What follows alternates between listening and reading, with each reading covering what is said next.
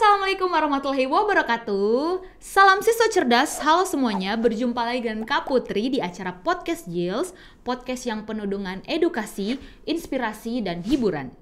Jadi kali ini kita kedatangan tamu atas nama Kak Andi Ningrat STMT. Jadi buat adik-adik yang sudah pernah bergabung di Jils pasti sudah tidak asing lagi dengan beliau. Biasa disapa Kak Aning ya Kak. Iya. Dari namanya STMT berarti Kak Aning ini merupakan sarjana teknik ya Kak. Betul sekali Kak Putri. Tahun berapa Kak? Aduh, jadi malu. Nggak apa-apa ya berarti ya. Tahun 1998. Wow, perempuan teknik 1998. Sekarang saja kalau teknik itu agak perempuan itu agak minoritas ya. Bagaimana di tahun 98 Kak? Mungkin tidak jauh bukan berbeda. Satu-satunya. Bukan satu-satunya. Satu angkatan itu kalau tidak salah 90 lebih, hampir 100 lah atau lebih 100, saya sudah tidak terlalu ingat lagi. Perempuannya tidak sampai 18 atau 20 ya, sekitar situ. 18 orang dari 100. Iya, sekitar 100-an. Wow, kenapa sih Kak Aning pilih teknik Kak? Kenapa bukan keperawatan yang kalem-kalem kayak saya atau kedokteran ya? Mungkin pada saat itu karena saya punya dua om dari sisi ibu dan sisi ayah. Ada yang bekerja di galangan, galangan kapal. Jadi mungkin inspirasinya dari situ, jadi tertarik untuk bekerja di S1 industri teknik perkapalan guys. Iya. Tolong di bold, di garis bawahi ya. Kemudian S2 Kak, teknik iya, S2 saya memutuskan untuk mengambil S2 itu tahun 2013. Selesai 2015 ambil teknik perkapalan juga. Oh, teknik perkapalan. Ya, kemudian linear. Oh, linear. Kemudian enggak lanjut lagi, mungkin mau S3 atau Oh ya, udah. S3 itu mulai tahun 2019 kemarin. Sekarang masih berlangsung. Jadi masih berusaha untuk menyelesaikan studi S3. Wow, perempuan yang sangat mementingkan. Tapi bukan teknik perkapalan. Oh, ya. Teknik sipil. Oh, teknik sipil. Ya, tapi tetap linear karena ambil jurusan konsentrasi transportasi. Oh iya. Oh ya, kalau boleh tahu Kak, sejak kapan sih bergabung di Jils? Jils itu, sudah lama. Jils itu kan kalau mulainya berdiri tahun 1992. Iya. Kak Aning gabung di Project 7 yaitu tahun 1999. Jadi berarti masih kuliah dong waktu bergabung di Jils jadi tentor. Betul sekali.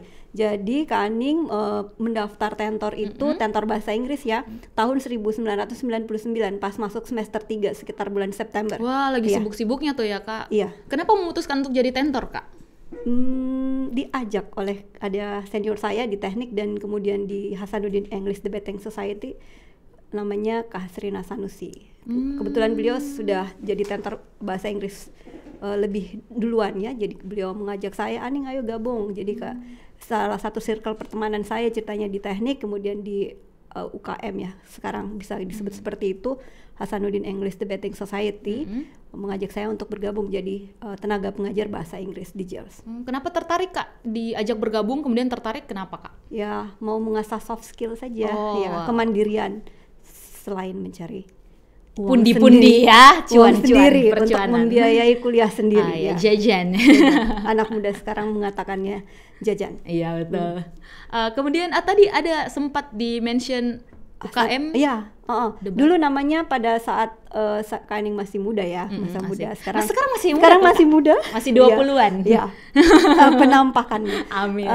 Amin ya Allah. Jadi Hasanuddin English Debating Society itu adalah sebuah perkumpulan unit kegiatan mahasiswa untuk melatih kemampuan berbahasa Inggris dalam ajang debat. Jadi dan angkatan kami itu angkatan yang kayak seperti pendiri lah ceritanya ya, maksudnya yang masih menginisiasi untuk mendirikan UKM itu. Jadi angkatan-angkatan awal ceritanya. Berarti Kak Aning waktu mahasiswa memang udah tertarik di perbahasa Inggrisan ya Kak? Iya, Kak Aning tapi tidak pernah dapat juara, tapi kalau berlomba ke Jawa, pernah, ke Bandung, ke Surabaya, membawa nama baik Unhas ya. Iya, tapi belum pernah diberikan kesempatan untuk juara. Oh, enggak apa-apa. Tapi pengalaman ya, betul sekali, pengalaman.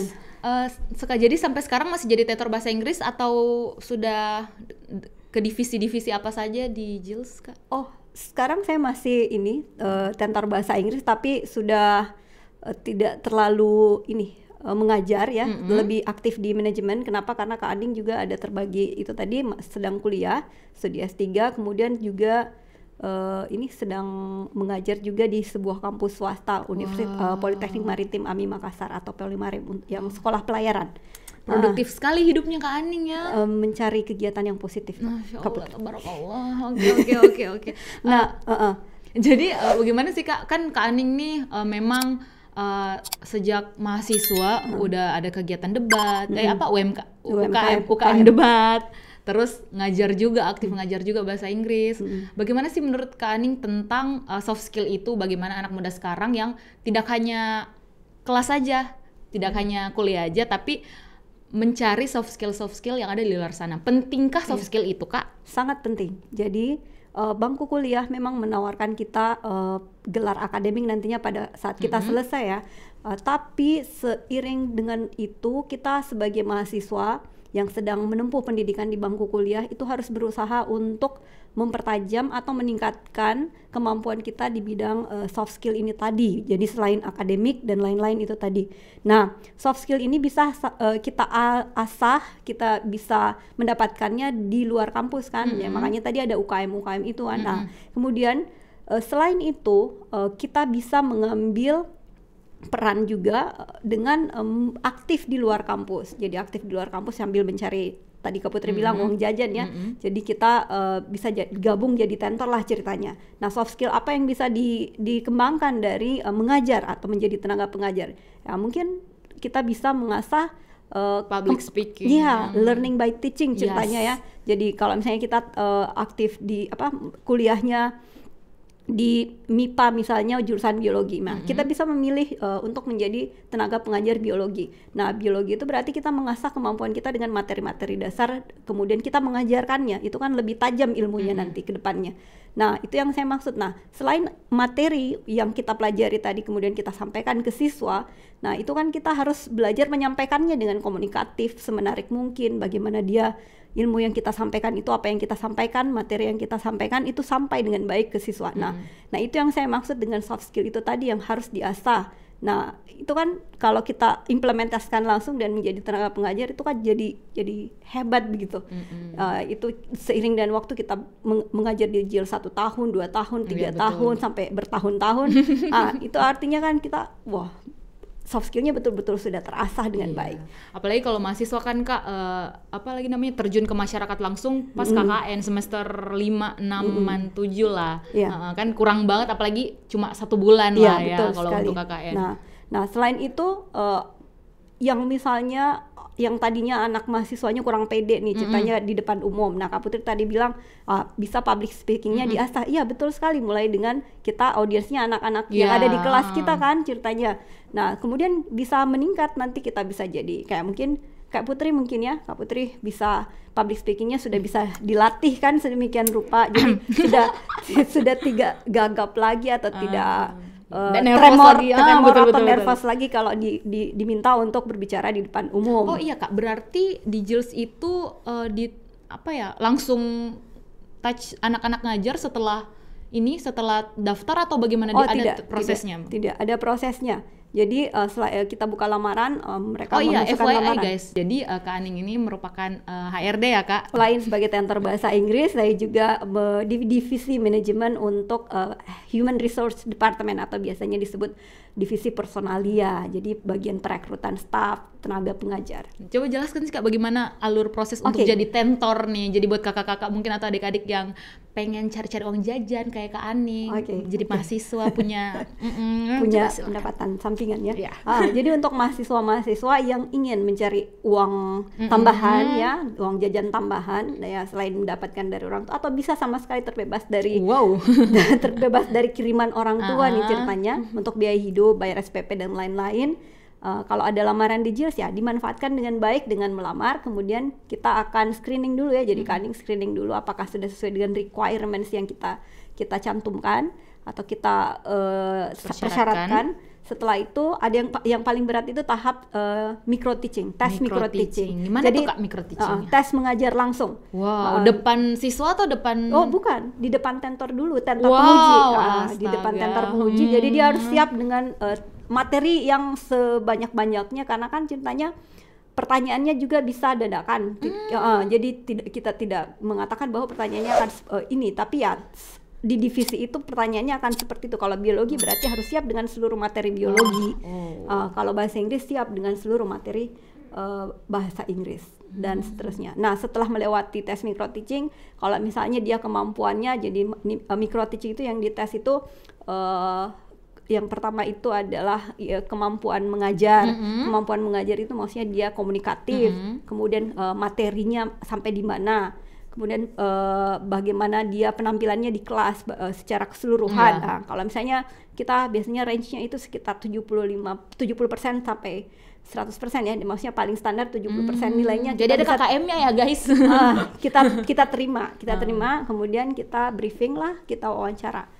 Dan akhirnya ada proses selanjutnya hingga tanda tangan kontrak. Nah, setelah tanda tangan kontrak, berarti sudah jadi tentor tuh, Kak? Sudah jadi tentor, dia harus magang di kelas dulu dan mengikuti training selanjutnya. Jadi bertahap hingga akhirnya panjang ya guys, tidak langsung. Ya, jadi memang yang mental baja itu ini baru bisa melamar ceritanya untuk jadi tentor. Kenapa? Karena itu tadi ya, kalau selama saya memegang divisi HRD, kalau misalnya yang melamar ada 50, yang datang micro teaching 25. Yang takut duluan ya, Kak? Yang melamar di divisi itu 25, yang datang micro teaching mungkin cuman 12, 13 seperti itu. Jadi setengahnya aja. Kenapa? Karena seleksi alam. Iya, karena mungkin mereka tidak siap dengan tes micro teaching itu tadi.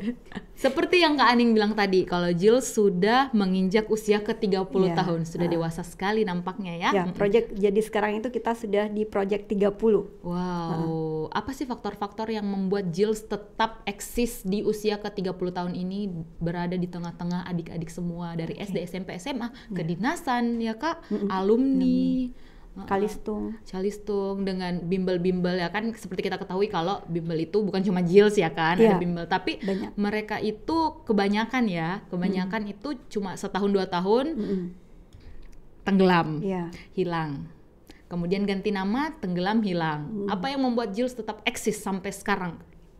Yang pertama, yang pertama yang harus Kak Aning ucapkan itu adalah alhamdulillahirabbil alamin. Terima kasih ya kepada Tuhan yang Maha Kuasa atas berkahnya hingga kita masih bisa bertahan hingga proyek 30 dan semoga kedepannya sampai 100 kalau bisa ya.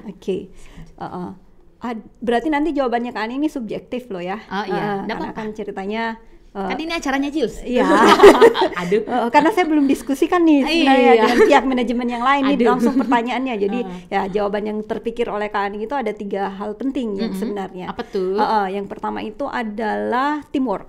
Teamwork. Sama catat tuh guys, teamwork. Catat ya. Jadi apapun yang kita kerjakan, kalau kita kerjakan dengan itu tadi teamwork. Jadi semua orang, semua divisi masing-masing, mau manajemen, mau tentor, manajemen itu ada FO-nya, ada front office-nya, ya, maksud saya ada office boy-nya, ada direktur cabangnya. Itu mereka fokus dengan tugas masing-masing. Jadi semua berperan penting dengan divisi masing-masing, di mana dia atau spotnya masing-masing, posisinya masing-masing, dan semua akan dihargai. Dari mereka saling bahu-membahu untuk melaksanakan apa yang kita kerjakan secara bersama ini tadi. Itulah yang membuat kita tetap kuat sampai sekarang. Jadi yang pertama saya ulangi, teamwork. Yang kedua adalah visioner. Ya, artinya apa? Zaman berubah ya, Kak Putri. Zaman berubah, bahkan karena perubahan zaman yang sekarang itu sangat cepat menurut saya ya. Beda zamannya saya masih kuliah dulu, itu perubahannya tidak terlalu cepat, Kak Putri. UTBK dulu. Iya, sekarang betul sekali. Jadi mungkin setiap 2 tahun ada perubahan ya. Perubahan kebijakan. Dan lain-lain. Nah, otomatis kita harus mampu untuk menghadapi tantangan perubahan yang sangat cepat itu tadi, dengan ya mempersiapkan diri sebaik mungkin dengan program-program apalagi yang kita akan keluarkan ya.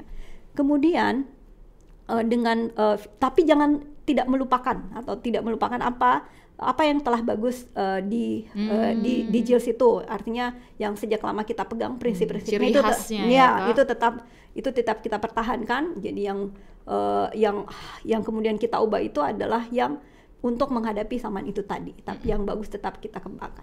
Nah, yang kemudian yang ketiga, yang terakhir ya Kak Putri, yang ketiga itu adalah ada moto Jills yang dari dulu kita kita pakai hingga sekarang ya, selain ini Master of Creative Solution tentunya ya, yaitu diurus sampai lulus. Nah, apa yang maksud dari apakah maksud dari moto diurus sampai lulus itu? Maksudnya siswa kita kita akan memberikan servis diurus sampai lulus. Artinya siswa yang sudah merupakan siswa kita itu pelayanannya tidak hanya di dalam kelas.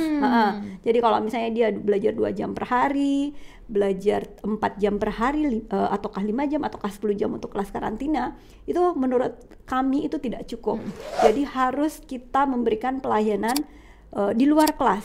Jadi secara menyeluruh ceritanya. Kenapa? Karena untuk proses belajar itu tidak hanya bisa dilaksanakan di dalam kelas saja. Ada banyak ada banyak hal yang harus kita bimbing kepada adik-adik kita yang sudah jadi siswa kita, seperti itu. Jadi tentornya ini 24x24 tetap stay ya. Boleh ya. WhatsApp, telepon. Jadi apa saja lagi yang misalnya mereka mau ikut tes di mana, konsultasinya bagaimana. Banyak hal yang kita berikan servisnya plus di luar dari 2 jam, 4 jam, 10 jam itu di dalam kelas ya. Tergantung tadi tingkatan kelas yang mereka pilih ya.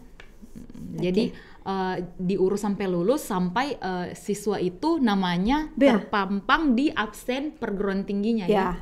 Absen perguruan tinggi negeri pilihannya. Wah, itu tuh yang membuat negeri ataukah bergengsi pilihannya. Iya, bergengsi pilihannya membuat JILS sekarang masih menjadi bimbingan belajar terbesar di Indonesia Timur. Mantap Kak Putri. Mantap. Kak, ngomong-ngomong, sekarang seperti banyak yang dibicarakan orang masalah pandemi COVID-19, bagaimana sih JILS menghadapinya? Apakah kena banget dampaknya untuk JILS di masa pandemi yang kita tahu diprediksi ya dari tahun lalu kalau nggak salah akhir 2019 masuk ke Indonesia 2020 ya. Bagaimana JILS menghadapi perbimbingan belajaran di pandemi seperti sekarang? Ya, berarti kita flashback dulu sejak 2020. COVID atau pandemi COVID-19 ini dimulai, yaitu sekitar Maret tahun 2020 ya. Jadi Maret 2020, April itu kita work from home juga. Sempat. Jadi kelasnya juga langsung from home, online semua ya. Nah, tapi pada saat pemerintah sudah mengizinkan dengan protokol kesehatan yang ketat sekitar bulan Mei, dan juga selain itu kapasitas di kelas itu 50% ya. Kita sudah mulai buka ya, dan akhirnya jadi kita tetap mengikuti peraturan pemerintah. Jadi kalau PPKM zaman sekarang berarti kita tutup ya. Kemudian kalau dilonggarkan lagi kita buka lagi kelas offline-nya. Nah, kalau kelas PPKM ceritanya level yang dimana kita harus diwajibkan untuk tutup, berarti semua kelas offline kita online kan semua. Berarti ada program baru nih yang diberikan sama JILS, yaitu program online ya Kak? Iya, jadi kelas online juga kita jalankan, jadi offline online semuanya berdampingan seperti itu. Nah, untuk online-nya itu kita berusaha tetap tidak menghilangkan ciri dari bimbingan belajar JILS. Cirinya adalah interactive learning tadi. Jadi diurus sampai lulus, artinya ya tetap ada konsultasi walaupun di luar jam belajar.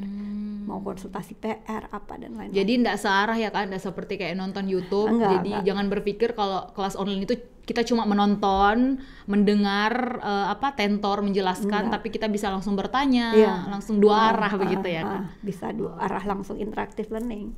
Ya, jadi itu guys yang membuat JILS tetap ada selama 30 tahun.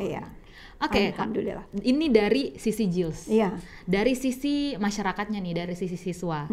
Apakah bimbingan belajar itu penting Kak? Apalagi sekarang kan semuanya pada online ya Kak. Mungkin pada sekolahnya online, pada takut-takut untuk offline, walaupun memang kita melaksanakan prokes yang sangat ketat di JILS, mengurangi 50%, lalala.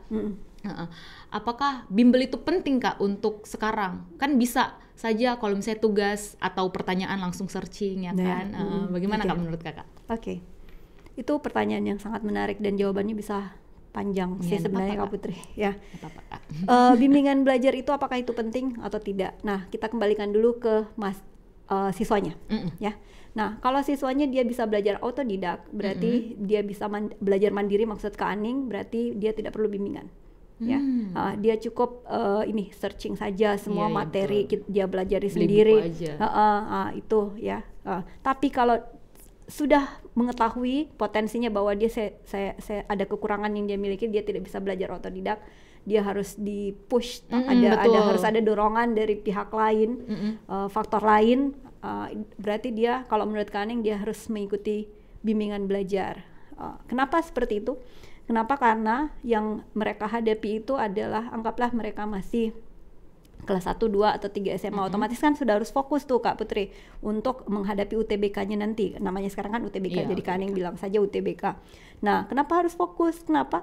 Karena kelas 1, 2, 3 itu belum tentu materi UTBK itu ada di kelas 1, kelas 2, kelas 3. Berarti bisa saja tidak, materi yang tidak diajarkan di sekolah. Bisa saja tidak terlalu disentuh. Ya, bisa saja tipe soalnya memang ada materinya, atau soalnya mungkin tidak terlalu mendapatkan soal seperti itu, tidak seperti spesifik soalnya, atau mungkin padahal materinya ada tapi dia tidak pernah mendapatkan tipe soal jadi seperti kaget itu. Pas ketemu TBK, wah ini soal macam apa nih? Dia tidak bisa mengetahui, karena kan kalau kita mau jawab soal kita harus kenali dulu soalnya. Jadi dengan mengenali soal itu berarti kita sudah mengarahkan otak kita untuk membuka file itu tadi yang tersimpan di otak kan. Berarti ini tadi soal logaritma, dia berarti otaknya foldernya membuka membuka folder tadi logaritma yang diajarkan sama gurunya ya. Jadi langsung tuh cerita kan, diajarkan sama tentornya atau gurunya.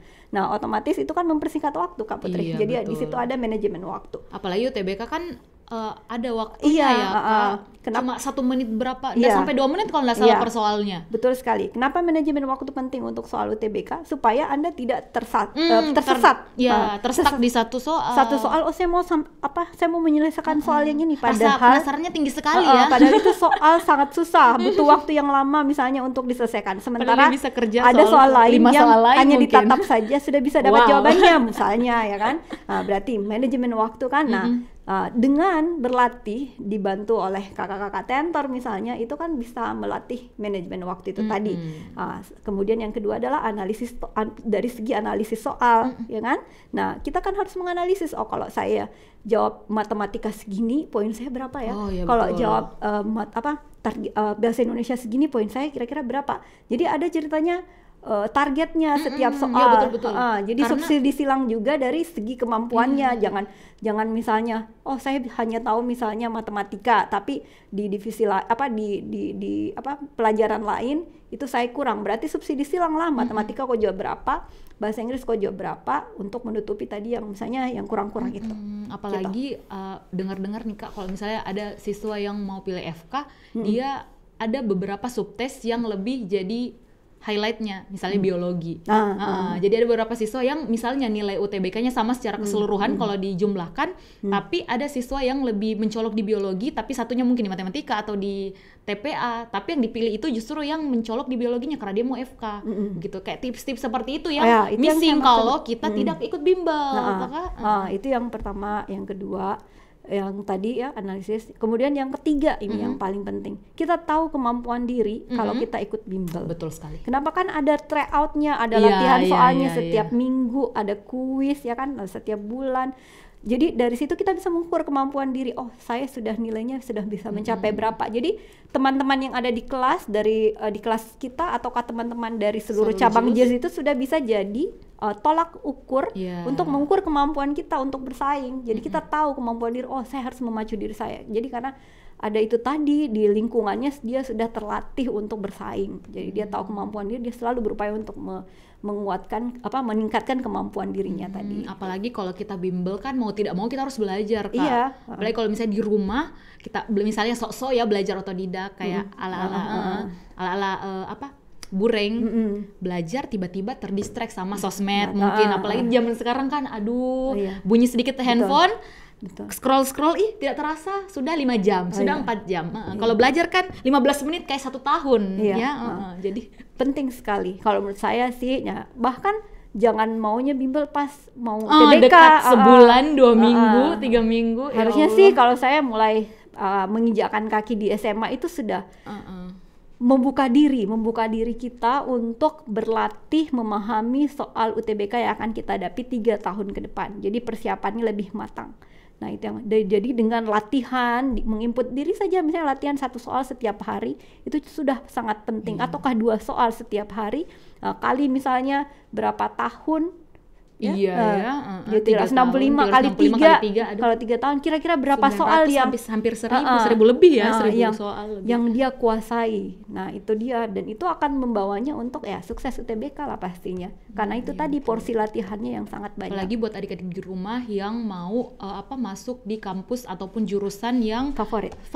Iya, jangan mau cuma H-1, H-2. Aduh, bisa. Harus persiapannya sama matang. dengan gagal tuh.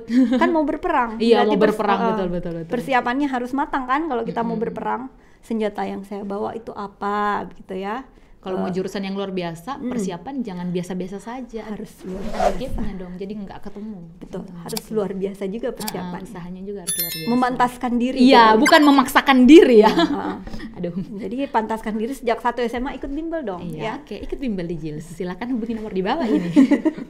Oke, Kak. Terakhir nih, apa sih pesan-pesan Kakak untuk siswa-siswa yang ada di rumah sekarang dalam memantaskan diri itu? Oke. Saya mengingat satu hal yang penting sih sebenarnya yang untuk apalagi untuk adik-adik kita nih yang masih ranum-ranumnya kelas 1 SMA, kelas 2, kelas 3 ya. Dan kalau SMP juga sebenarnya mereka sudah harus memasukkan ini dalam pikiran mereka bahwa kalimat yang paling penting ya menurut saya ya untuk dijadikan sebagai motivasi, yaitu strata sosial kita itu bisa kita percepat proses naiknya itu dengan menempuh jalur pendidikan. Betul. Jadi tuntutlah ilmu setinggi-tingginya. Nah, kenapa? Ya karena ilmu itu kan penting Kak Putri ya.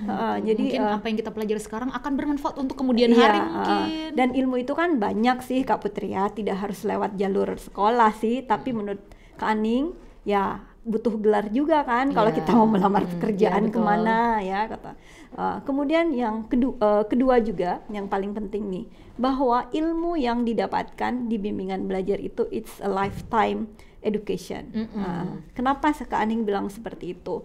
Nah, bukan hanya untuk UTBK nih ilmu yang kita pelajari ya adik-adik nanti nih.